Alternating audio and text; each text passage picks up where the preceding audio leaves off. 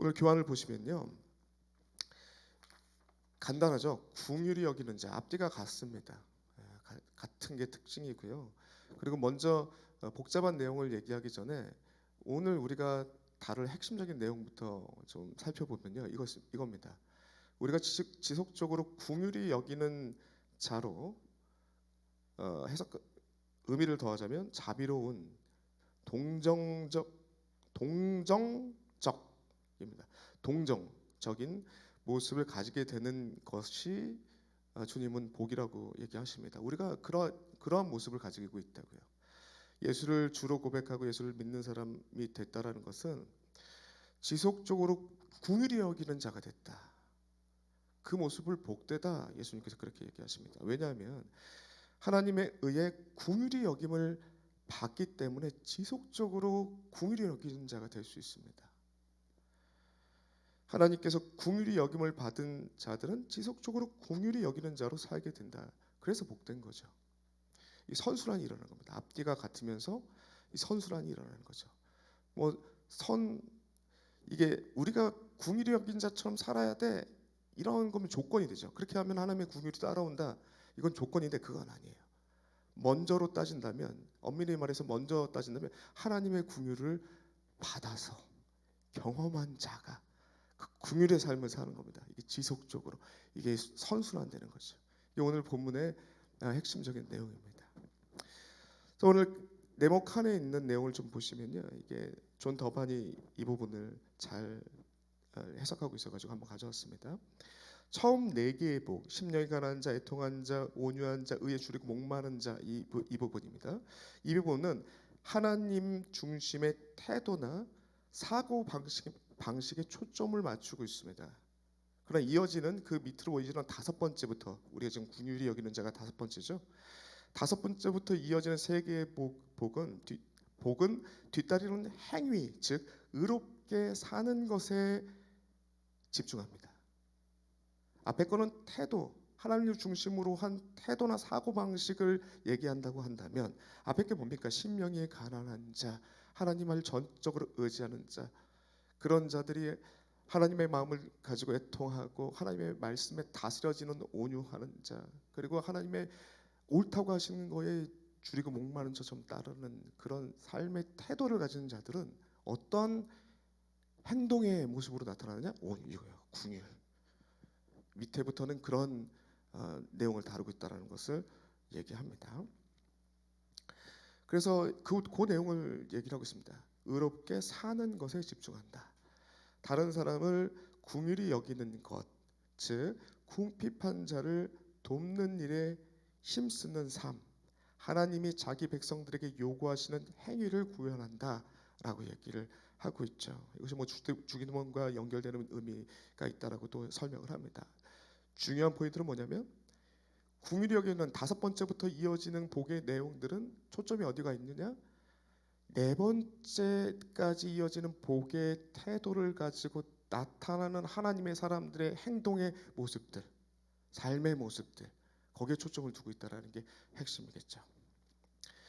네, 그래서 오늘 그 단어부터 한번 살펴보면요, 이게 지금 두 가지, 이게 제가 노란 것으로 표시되어 있는 단어는 한 가지 단어입니다. 엘레오라는 단어에서 전미사만 바꿔가지고 같은 의미인데 이렇게 표현하고 있는 거예요. 불쌍히 여기다 자비를 베푸다라는 의미, 기본적인 의미를 갖고 있습니다.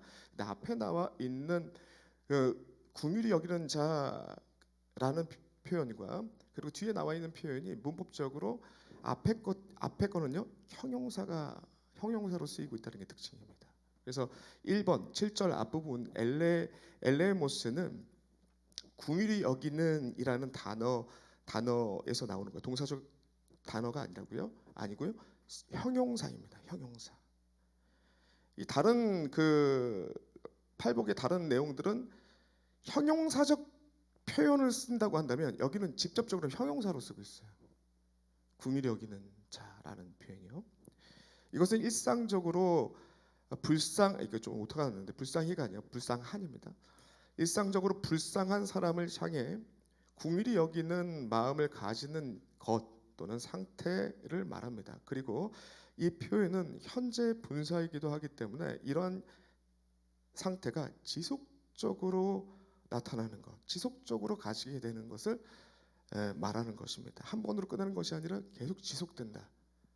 긍휼히 여기진 자의 모습이 우리 삶 가운데, 우리 행위 가운데 계속 지속되는 겁니다. 그거를 뜻하는 표현입니다. 긍휼히 여기는 자. 7장 앞부분에 있는 긍휼히 여기는 자는요. 뒤에 나와 있는 내용은 한번 살펴보겠습니다. 7절 뒷부분에 나와 있는 긍휼히 여기는 자, 똑같은 단어로 쓰이게 되는데 이거는 문법적으로 미래 신적 수동태 많이 들어보셨죠? 팔복을 다루면서 계속 다루고 있잖아요. 신적 수동태. 이 두 번째 복과 두 번째 위로를 받을 것입니다. 하나님께 의해서 위로를 받을 것이다. 그리고 또 어디냐? 네 번째 복도 그들이 배에 부를 것입니다. 만족으로 이끄시는 하나님에 의해서 만족으로 이끄시겠다. 이것도 수동태로 쓰이고 있고요. 신적 수동태로 쓰이고 있고요. 오늘 본문의 내용도 앞으로 이루어질 하나님에 의해서 이루어질 일 표현으로 쓰고 있다는 거죠. 이게 특징입니다. 그래서 이렇게 하나님의 백성으로 부름 받고 예수 그리스도를 믿는 자가 됐다면 아주 복된 자가 되고 복된 자가 됐는데 어떤 복된 자냐? 심령이 가난한 자, 하나님 전적으로 의지하는 자, 애통하는 자, 온유한 자, 의에 줄이고 목마른 자의 삶의 태도와 방식으로 사고 방식으로 살아가는 자가 된 겁니다. 이 복단지가 됐어요. 그러한 자가 나타나는 첫 번째 행동의 모습, 긍휼한 자의 모습으로 나타나게 된다. 네, 그러면 이렇게 이제 단어적인 의미를 살펴봤고요. 그렇다면 이 본문에 주는 의미, 어떻게 보면 팔복이 다 이 주님의 메시지를 보면 역설적인 메시지인데 오늘 본문은 더욱 그렇습니다. 왜냐하면 보시면요, 1세기 당시에는 궁율과 자비라는 것은 정신적 질병으로 여겨졌습니다. 질병. 예수님께서는 제자들을 향해서 궁휼히 여기는 자가 복이 있다고 선언하시는 것은 당시에 이렇게 선언하는 것은 다소 생소한 표현이었다는 거죠. 당시 로마가 지배하고 있던 1세기 문화 가운데에서는요, 이성적 판단을 흐리게 만드는 궁율과 자비 같은 감정적인 것을 정신적 질병으로 간주했습니다. 이 각주를 제가 달아놨는데요. 이 로마가 지배하던 시대는 스토아 철학이 영향을 미쳤고 그 스토아 철학은 그 플라톤과 아리스토텔레스의 영향을 받습니다. 그 내용이 좀 밑에 보시면요, 관련된 내용을 그 각주를 보시면요, 플라톤은 국가라는 책에서 건강하지 못한 아이는 살아남아서는 안 된다고 주장합니다. 아리스토텔레스는요, 어떻게 얘기하느냐? 장애를 가진 아이들은 양육하지 말아야 된다고 얘기하면서 양육되는 아이는 정해진 수를 넘지 않도록 해야 하며 만약 태어난 아이가 불굴하면 죽여야 한다. 그러니까 그가 이제 철인 정치를 얘기했잖아요. 그가 제시하는 이성적이고 아주 건강하고 이상적인 사람이 나라를 다스려야 아주 모두가 편해진다. 뭐 이런 그런 철학을 갖고 있는데 이런 얘기를 했어요. 이런 부분에 있어서 무자비하죠. 어떤 거에 가치를 두고 있는지 알겠죠? 자비, 궁율 전혀 반대입니다. 그거는 신의 저주라고 생각하고 멀리했던 것이 1세기 당시 내용이었고요. 특별히 이 로마 같은 경우는 이성을 중시하는 스토아 철학의 영향을 받아가지고 이성을 흐리게 만드는 자비의 정신, 궁율의 정신, 이건 정신적 질병이라고 얘기를 했습니다.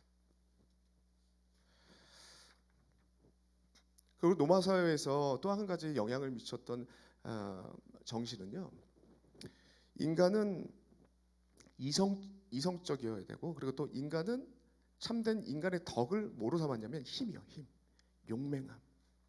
거기에 인간의 덕에 가치를 둔 곳이 바로 로마였습니다. 이 신체적 완전함을 미덕으로 여겼기 때문에 신체적 기형이나 장애는 자연의 실패 또는 신의 불만을 드러내는 징표로 여겼습니다. 불길한 징조로 여겼다는 거죠. 그래서 장애아를 낳으면 유기를 하는 것을 암묵적으로 허용하는 그런 문화였습니다. 특별히 로마 가족법 가운데 파트리아 포스테스라는 이 표현이 있는데 이거는 여기 라틴어 표현인데요. 그대로 번역하면 아버지의 권력, 아버지의 권력이라는 의미입니다. 네, 파트리아 포스타스. 이런 제도가 있었는데 이거는 그 로마 제국이 추구했던 인간의 힘, 용맹함, 그것을 최고의 가치로 최고의 덕으로 삼았던 로마 문화를 아주 잘 대변하는 그 제도였습니다. 그 제도는 밑에 이제 각주를 좀 달아놨는데요. 그거 보시면 됩니다. 이 파트리아 포스타스는 자녀의 생사 역탁권을 그 가장이 갖습니다. 그리고 재산과 결혼 결정권도 갖고요, 법적 권위도 갖는 것이 보장받는 것이 이 파트리아 포스타스라는 로마의 제도였어요. 그 중에 우리가 지금 관련되게 살펴봐야 할 것은 뭐냐면 이 가정의 한 가장을 가리키는 파트리아 포스타스라는 이 제도는 그 가족의 합법적으로 독재적인 권위를 행사할 수 있는 것을 보장하는 겁니다. 가족이라고 하더라도 그 안에 속해 있는 모든 것들은 소유물이에요. 가장의 소유물로 여겼습니다. 그래서 행사 역할권을 갖고 있죠. 이런 문화 속에서 예수님께서 선언하시는 궁율과 자비, 얘가 상태가 안 좋게 태어나거나 가장에 눈밖에 나면 바로 그냥 죽어도 합법인 겁니다. 그만큼 가정의 권한이 굉장히 높았죠. 배너 같은 영화 보면은 그 반지를 빼서 이렇게 주잖아요. 그게 이제 가장의 권한을, 파트리아 포스타스의 권한을 넘기는 거거든요. 그런 막강한 권력을 갖고 있었고 그 문화 자체는 힘과 용맹함, 그리고 가장의 높은 권위, 거기에 미치지 못하면 무자비하게 궁율 뭐 그런 거 없습니다. 신의 저주라고 생각하는 때니까요. 이런 상황 속에서 예수님께서 선언하시는 궁율과 자비의 모습을 가진 자, 힘과 용맹함에 전혀 반대인 너희들 사람을 궁휼하게 여기고 자비하게 되었고 불쌍히 여기는 그런 마음으로 살아가는 것이 복이다. 전혀 반대의 얘기를 하고 있는 거죠. 너무나도 당황스러운 표현이 바로 오늘 본문의 표현입니다. 세상과 반대로 살아가는 자들 복이 있다라고 제자들에게 아주 다소 생소하고 당황스러운 표현을 하고 있는 것이 오늘의 본문의 상황이고 내용이라는 것입니다. 그 오늘날 그 로마의 문화는 오늘날과 다를 바가 없는 것 같아요. 뭐 힘의 원리, 돈의 가치, 물질 만능주의, 그것이 최고의 가치이고 등급을 매겨서 그렇지 않는 사람들은 가치 없게 여기고 아주 무자비하게 대하는 것을 당연시하는 오늘 사회랑 뭐 크게 다를 바 없습니다. 이러한 사회 속에서 기독교인은 그게 아니라고 외침을 하는 거죠. 주님께서 가르쳐 주신 대로 그게 인간의 참된 가치가 아니야. 사람을 불쌍히 여기고 인간의 한 영혼을 귀하게 여기는 그런 게 정말 인간다운 가치야. 이걸 얘기하는 것이 우리라고요. 그런데 이거를 뭐 자연스럽게 이게 억지로 나오는 게 아니라요. 우리는 자연스럽게 나온답니다. 그게 오늘 본문의 이야기입니다. 그게 엘레이모스가 갖고 있는 의미죠. 이 질문을 여기 이쯤 와서 한번 질문을 한번 던져보겠습니다. 이 세상에서 항상 궁율의 상태로 살아가는 것은 쉬운 일입니까? 쉽지 않은 일입니까? 쉽지 않아요. 이용당하죠. 그렇게 살면은 사람들한테 무시당하고 이용당할 거 아니겠습니까? 바로 찾아오는 그 염려가 그런 거 아니겠어요? 그리고 정말 항상 한 번은 은혜 받고 그렇게 하겠지만 항상 그렇게 살아간다? 거의 불가능에 가까운 힘든 일이라는 거죠. 그런데 주님께서 왜 이러한 모습을 가진 우리가 복되다고 하는 것인가? 그거는 아까도 얘기했듯이 뒤에 나와 7절 뒤에 나와 있는 신적 송태로 쓰이는 미래 신적 송태로 쓰이는 궁휼히 여김을 받는다. 하나님에 의해서 궁휼히 여김을 받는다라는 내용이 붙기 때문입니다. 저 밑에 보시면요, 답이죠. 이 복된 선언과 연결되는 건 7절 후반절에 있는 그 내용입니다. 엘레이타이 손타이라는 그 미래형을 쓰고 있는데요. 하나님에 의해서 불쌍히 여겨진다라는 내용이 중요한 내용이죠. 하나님의 사람으로 지속적으로 긍휼히 여기는 자로 살게 되는 제자들은 하나님께서 불쌍히 여겨주시는 지속적인 그런 일들이 있게 됩니다. 그래서 복이라는 거죠. 하나님은 여러분 우리의 연약함을 아십니다. 하나님께서 하나님의 긍휼로 우리를 건져 주셨어요. 우리는 이미 긍휼함을 받은 사람들입니다. 그리고 경험하고 있는 사람들이에요. 그 긍휼을 받은 사람은 긍휼하게 살 수밖에 없어요. 예수를 믿으니까 예수님이라면 이 상황이 어떻게 했을까? 그 상황을 그냥 무시하고 넘어가도 잠잘 때 자꾸 생각나요. 예수님이라면 저렇게 안 했을 텐데, 불쌍한 사람이 보였을 때. 지금 제가 지하철을 안 타서 옛날에 지하철만 타면은 자꾸 도와달라고 하는 사람 있잖아요. 그때마다 죽이기는 어렵잖아요. 그때 제가 마음속에 다짐한 거는 하나님 안 줄 수는 없고 주님이라면 다 줬을 것 같은데 근데 다 주면 제 삶이 또 어려워지니 작생되죠. 그런 사람 만나면 제 주머니 안에 있는 그때는 카드를 별로 안 썼잖아요. 현금 썼잖아요. 그 동전은 다 주겠습니다. 동전은. 그래서 마음 편하게 그런 사람 만나면 주머니에 있는 동전은 다 그냥 얼마가 있든 또 그런 분들 만날 때마다 500원짜리가 많아요. 그랬던 기억이 있습니다. 이런 뭐예요? 주님을 믿으면요. 이런 구분하게 살지 않으면 견딜 수 없는 그런 게 생긴다고요. 그렇게 하고 나면 또 하나님께서 은혜 주시고 그런 것들이 막 선순환으로 일어나는 거죠. 하나님 우리의 연약함을 아신다는 것입니다.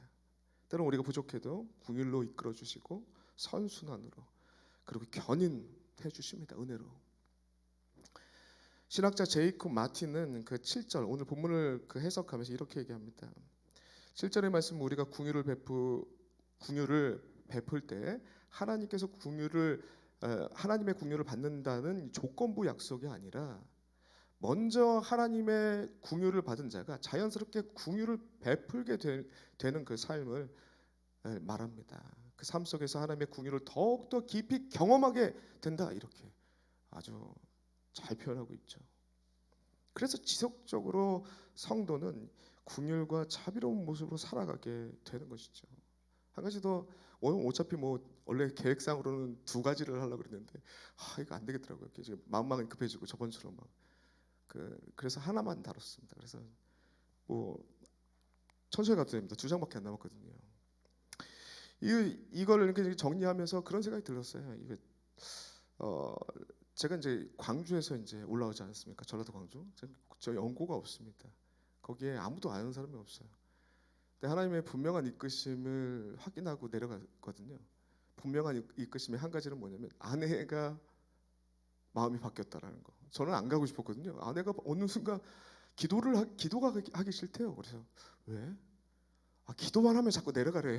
그래서 기도를 그래? 저 정도로 바꿔주신다면 하나님의 뜻하심이 있겠구나 해서 내려갔어요. 저 아무도 연고 없이 정말 힘들었습니다. 정말 힘들었는데 거기서 제가 청년부를 맡게 됐던데요. 청년 맡은 최악입니다. 최악. 그 공동체가 겪을 수 있는 최악의 상황이에요. 왜냐하면 그 2021년도 1월 달부터 제가 시작됐는데 그때 언제 코로나 한참이었고 교회 모이지도 않을 때예요. 근데 얘네들이 그 동안은 한 150명 정도 2019년도에 모이고 있었는데 갑자기 그 어르신들이 우리 교회는 안 그런데 어르신 장로님들이 청년부 3부 예부를 합쳐 청년부 없애 뭐 이런 식으로 되나 봐요.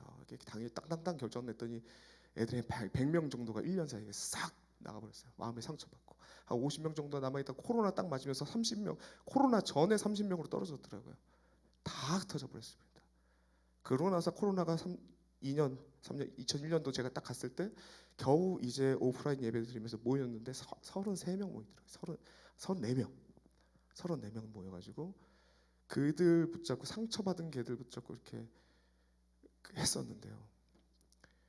그때 결과적으로는 제가 떠나올 때 굉장히 많은 아이들이 모였습니다. 근데 그때 제가 하나님께서 아이들이 다시 회복되게 만들었던 중요한 키가 무엇인가라고 생각했을 때 딱 이거예요. 뭐냐면 첫 해에 30명의 아이들이 막 상처받고 막 그러고 있을 때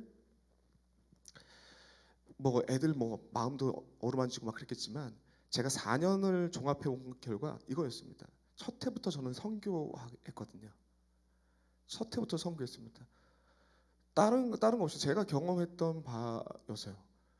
그 얘들은 막 패배 의식과 코로나라는 심각한 상황과 우리 공동체 이제 끝났다라는 이 패배 의식 가운데 가득해 있는데 얘들 데리고 그래도 선교를 해야겠더라고요.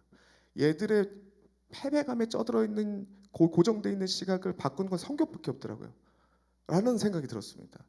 그리고 그동안 선교가 다 죽어가지고 아무것도 안 하고 가끔 한 번씩 갔던 어불도라는 남해안에 작은 섬이 있었는데 그 목사님과 통화하는 가운데 코로나라서 아무도 안 와요. 성도 한두 명 있었는데 그 사람들도 안 옵니다. 그 얘기를 듣고 너무 마음이 아프더라고요. 그러고 나서 한 일주일 정도 기도하는 가운데 가야겠다. 그때 미친 거였거든요. 애들 마음 수습하는 것도 큰일이었는데 얘들 데리고 선교를 간다? 이건 미친 짓이었거든요.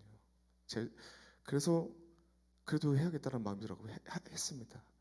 만약에 그러고 나서 그때 당시 30명에서 한 50명 예배 인원이 나올 때 거기를 간다 그래가지고 막 푸쉬해가지고 45명이 갔어요. 45명이 가가지고 그때부터 그 선교를 갔다 온 이후에 이 아이들이 어떤 변화가 있냐면 딴 거 없어요. 어떤 제자 훈련이 있었던 것도 아닙니다. 선교 현장에 가서 얘네가 회복되더라고요. 쩌들어 있던 패배 의식 가운데 구조적으로 안 돼라고 하는 의식이 선교 현장에 가니까 회복되더라고요. 하나님께서 마음을 부어주시고 이 선교 현장에 있던 그 목사님의 간증과 그 영혼들을 향한 마음들 듣고 그리고 3박 4일을 그 아주 냉랭한 사람들을 만나면서 기도하고 하면서 내가 누구인지 알게 되잖아요. 내가 하나님의 사람이지. 내가 심령이 가난한 자지. 애통하는 자지.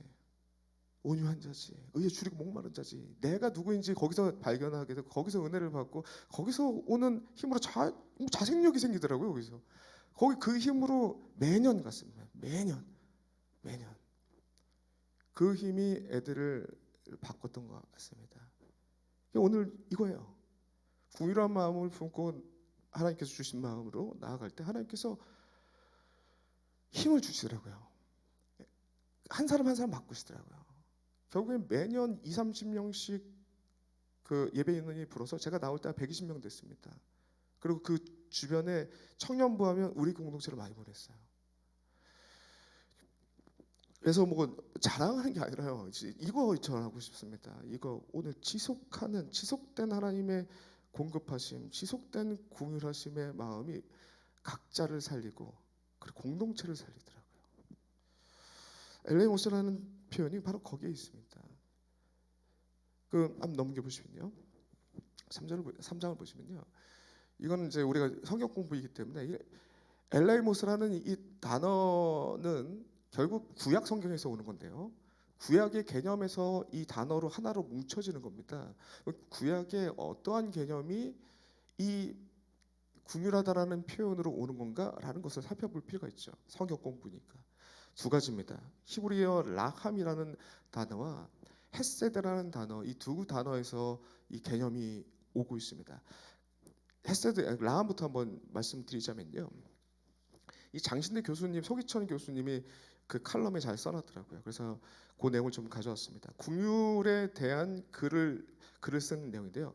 그분이 그렇게 얘기합니다. 궁휼이라는 히브리어 라함이라는 단어는 영어든 한국말이든 헬라어든 제대로 번역할 수 있는 단어는 어디에도 없다라고 얘기를 하더라고요. 왜냐하면 가로는 하나님께서 인류에게 향한 별을 하나 쳐주시면 좋겠습니다. 한결같은 마음의 상태, 이게 별 2개. 한결같은 마음의 상태를 나타내는 단어이기 때문에 이 궁휼이라는 단어를 제대로 번역할 수 있는 어떠한 언어도 없다고 얘기를 하더라고요. 이 내용을 잘 알고 있던 히브리인들은 최대한 비슷하게 의미를 담기 위해서 여성의 어머니의 자궁을 뜻하는 라함이라는 표현을 써서 궁휼이라는 단어를 쓰고 있습니다. 어머니가 아기와 자녀를 향한 사랑이 가득한 마음의 상태를 말하는 표현으로 쓰고 있는 거죠. 누구도 시키지 않았지만 엄마가 아기를 위해서 움직입니다. 사랑하니까요. 심지어 이미 성장해서 어머니보다 건강하고 힘이 세고 경제적으로 능력이 풍족한데 어머니는 항상 자식을 불쌍하게 봅니다. 제가 저희 본가에 가면 어머니한테 항상 듣는 얘기가 있어요. 밥은 먹고 다니냐? 밥은 먹었어? 아니 다리 무릎이 아파가지고 주사 맞고 왔다는데 밥은 먹었냐고 하면서 밥을 챙기는 거예요. 밥 먹었다고 해도 챙깁니다. 배불러도 먹습니다. 어떤 마음에서 그렇게 하는지 아니까. 그런 내용이죠. 하나님께서 이러한 궁율 라함의 마음으로 우리를 대하십니다. 소교수는 하나님께서 천지를 창조하신 이유도 라함 때문이며 죄로 물들인 인류를 구원을 계획한 것도 라함 때문이라고 얘기합니다. 또한 이스라엘이 지은 죄를 죄값대로 갚지 아니하신 것도 라함 때문이라고 얘기합니다. 헨리 나우에는 궁유라는 책에서 그렇게 얘기를 하는데요. 이런 궁유라는 특징들은 예수님을 통해서 드러난다라는 것을 아주 잘 정리하더라고요. 그래서 좀 내용을 가져왔습니다. 신약 성경을 통해서 드러나는 궁유의 삶이란 함께하는 삶을 말한다. 궁유는 인격적인 특징을 말하는 것이 아니라 개인적인 태도를 말하는 것도 아니다. 개인의 재능도 말하는 것이 아니고요. 그것과 함께 살아가는 삶의 방식이다. 삶의 방식이다.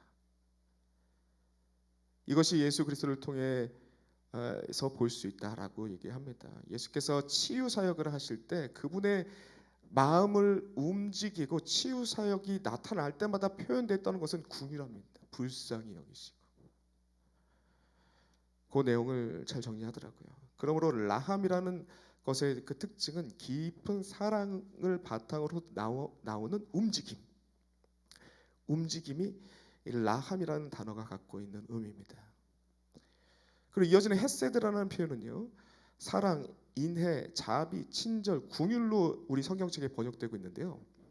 의미는 같습니다. 의미적인 조금의 차이가 있는데 보시면요, 헤세드는 이스라엘의 언약을 표현할 때 자주 쓰는 표현으로 나오고 있습니다. 하나님의 변함없는 사랑, 이게 중요합니다. 변함없는 사랑을 표현할 때 주로 쓰는 표현이 라함이라는 단어와 비교되게 이 헤세드라는 표현을 쓰고 있습니다. 비교해서 드러나는 게 제가 오타가 생겼는데 드러나는 특징입니다. 라함은 깊은 사랑을 바탕으로 움직이는 이미지를 갖고 있다면 헤세드는 깊은 사랑을 바탕으로 변함없는 이 포인트죠.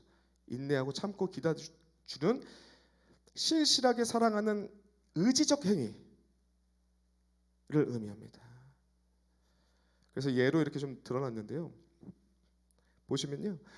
창세기 47장 29절을 보시면 야곱이 요셉에게 죽음을 말하면서 얘기했던 나를 인애로 대접하여, 이게 변함없이 대접하여라고 하면 문맥상 의미가 똑같죠. 그 밑에 보시면 신명기 7장 9절을 보시면요. 그런즉 너는 알라라고 하면서 하나님께서 말씀하시는 그 언약의 내용을 얘기를 할 때 인애가 한 번 더 나오는데 거기다 변함없이를 넣으면 문맥상 똑같습니다. 변함없는 사랑을 표현할 때 이렇게 얘기를 하고 있죠. 호세아서 6장 6절이죠. 나는 인애를 원하고 제사를 원하지 아니하며 번제보다 하나님을 아는 것을 원하노라라고 하면서 음란한 고멜을 얘기하고 그다음 하나님의 마음을 표현하면서 하나님의 변함없이 원하는 것은 제사가 아니면 번제보다 하나님을 아는 것을 원한다라고 표현할 때 이 변함없는, 이것도 문맥상 변함없는 표현으로 쓰고 있죠. 그래서 깊은 사랑을 바탕으로 한 변함없이 인내하고 참고 기다려주는 것을 표현할 때, 그 사랑을 표현할 때 헤세드라는 표현을 쓰죠. 그러면 정리해 보자면 이렇습니다. 라함은요, 감정적 궁욕을, 그러니까 모성적 자비를 얘기를 하는 거고요. 부모의 따뜻한 사랑과 따뜻한 보호를 의미할 때 이 라함이라는 표현을 쓰고, 그리고 헤세드라는 표현은 똑같은 의미를 갖고 있는데 이 언약적 군유, 변함없는 신실한 하나님 아버지의 언약적 행동, 사랑의 행동, 변치 않는 자비를 표현할 때, 어렵게 표현할 때 이겁니다. 똑같습니다. 똑같은 표현이에요. 정말로 우리를 뜨겁게 사랑하는 어머니의 사랑과 자비를 갖고 있으면 어떻게 됩니까? 흔들리지 않고 변함없이 행동한다고요. 사랑으로 행동한다고요. 그 내용을 이렇게 분리해서 표현한 겁니다. 같은 얘기입니다. 궁율, 자비, 친절, 그런 표현을 하나로 묶어서 오늘 본문에 엘레의 모네스라는 표현을 쓰는 거죠. 라함은 하나님이 우리를 불쌍히 여기시는 감정, 즉 따뜻한 내면적 자비를 나타냅니다. 헤세드는 하나님의 맺으신 언약에 따라서 신실하게 사랑하시는 의지적 행위에 초점을 맞추고 있고 하나의 단어입니다. 그 마음을 품고 있는 사람은 그렇게 움직일 수밖에 없으니까요. 그 표현을 오늘 성경에서 엘레의 모네스라는 자비, 궁율의 표현으로 가져와서 쓰시고 있는 거죠. 하나님의 변함없는 어머니와 같은 그 사랑을 가지고 그것을 경험한 자, 그러한 자들은 그렇게 살아갈 수밖에 없는 상태가 되는 겁니다. 그 얘기를 계속하고 있는 거죠. 그리고 어떻게 동의적 표현일 수 있는데요. 성경에 보면 또 제자들에게 이거 선교사님이 또 한번 말씀해 주셨던 것 같은데 스프링크 니조마이라는 표현이 있는데 깊은 궁유를 느끼다, 그러니까 불쌍히 여기다라는 그 표현이 나와요. 성경에 보면요. 거기 원래 갖고 있는 의미가 내장과 장기를 뜻하는 의미인데 그게 끊어질 정도로 어떻게 보면 같은 표현인데 사랑의 뜨거운 진정한 하나님과 같은 어머니와 같은 진정한 사랑을 가지고 있으면 그런 심적인 상태가 그러한 상태가 돼서 그렇게 움직인다. 어떻게 보면 동의적 표현이죠. 그 내용이 누가복음에 나오고 마태복음에 나오고 특별히 이 탕자의 아버지가 보여주고 있는 바가 바로 이 라함과 헤세드를 포함하고 있는 하나님의 자비와 궁일과 사랑을 보여주고 있는 표현이죠. 불쌍히 여기 쓰인 표현이 문맥상 의미와 일치하는 궁율의 표현이죠. 그러므로 결론입니다. 예수를 믿고 제자가 된 우리가 복된 상태가 된 이유 다섯 번째입니다. 우리가 지속적으로 궁휼히 여기는 자, 자비로운 자, 동정적인 모습을 가지게 된 것을 주님께서 복되다라고 얘기합니다. 왜냐하면 하나님에 의해서 궁휼히 여김을 받는 사람들이기 때문에 그렇습니다. 그 궁휼히 여김을 받은 사람들은 다시 또 궁휼히 여기는 자의 삶으로 이어지고 지속적으로 궁휼히 여기는 자의 삶으로 나를 이끌어가기 때문에 복이 있다라는 내용이죠. 오늘 궁휼히 여기는 자가 복이 있나니 그들이 궁휼히 여김을 받을 것이며 여러분은 그러한 복된 존재들이십니다. 하나님께서 그렇게 말씀하십니다. 지속적인 하나님의 궁휼하심을 받는 존재들이 우리이고 그 궁휼함을 받는 존재이기 때문에 궁휼하게 살아갈 수밖에 없어요. 지속적인 하나님의 사랑의 선순환들이 일어나는 것이 우리라는 것을 잊지 마시고 이것을 붙잡고 어떤 상황 가운데서도 하나님의 궁휼로 그 상황을 헤쳐나가시는 주의 백성 되시길 간절히 소망합니다.